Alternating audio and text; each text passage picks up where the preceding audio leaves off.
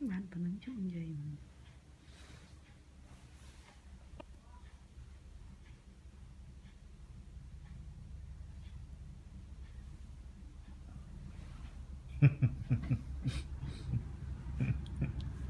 mà lê nhỏ quá lê nha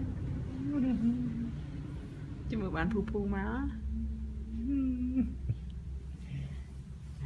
Good morning baby, good morning baby, good morning baby, good morning, I wanna kiss you.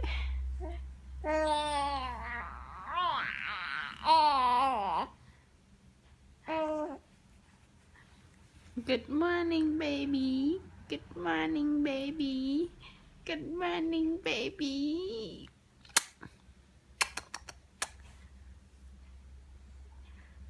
Trên của tao mà. Good morning, good morning, good morning, good morning, good morning, and good night. Good dream.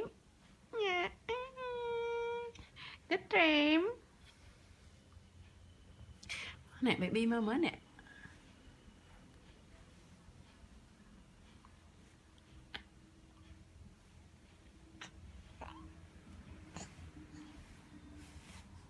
Lên gì vậy đó.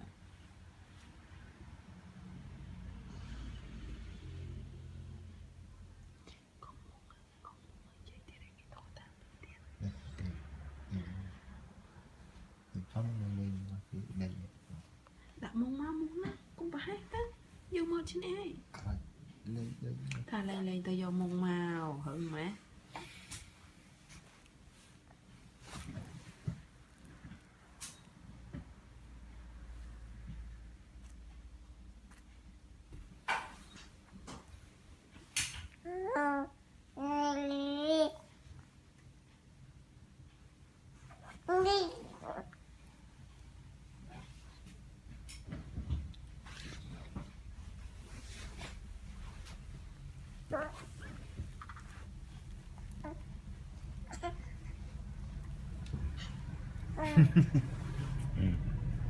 Nè tớ Nó mưa chia đã ập một khé rồi ấy chứ.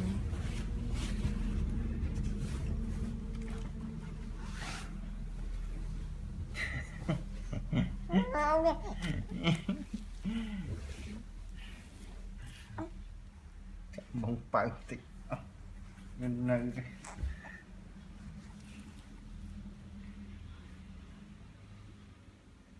Mưa video chụp được này là